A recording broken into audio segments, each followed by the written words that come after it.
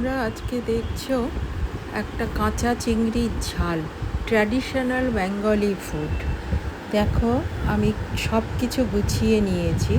প্রথমে কাঁচা চিংড়িগুলো এই সাইজেরই চিংড়ি নিতে হবে, কিন্তু বড় নিলে পরে দিয়ে ওগুলো পাকা চিংড়ি হয়ে যায়, ভালো লাগে না। চিংড়ি মাছগুলোকে ভালো করে ধুয়ে নুন হলুদ মাখিয়ে রেখেছিলাম।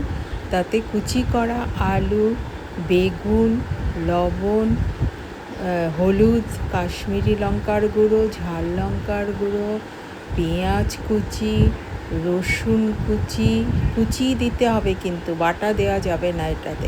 এটাতে রসুন কুচি, পেঁয়াজ কুচি দিতে হবে, কিন্তু বাটা দেওয়া যাবে না।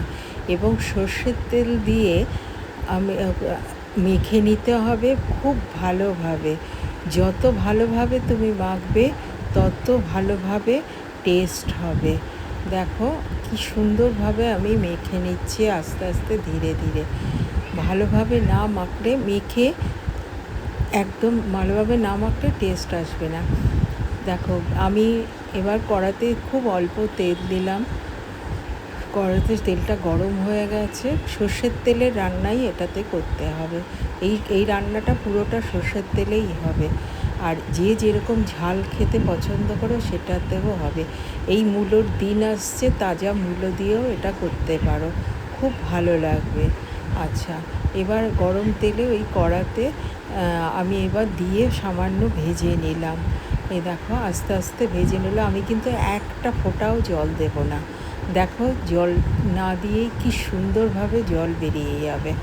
এবার চাপা দিয়ে দিলাম।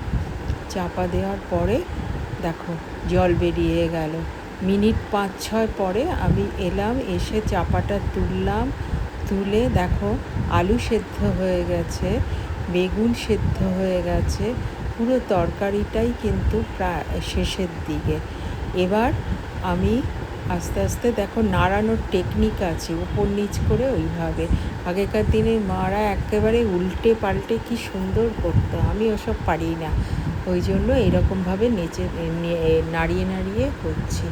তোমরা ইচ্ছে করলে ধনেপাতাও দিতে পারো, আমার কাছে ধনেপাতা ছিল না, তাই আমি দিতে পারিনি। এবার সুন্দরভাবে এই শুকনো ভাত, গরমে ধোঁয়া ওঠা ভাত দিয়ে এইটা দারুণ লাগবে।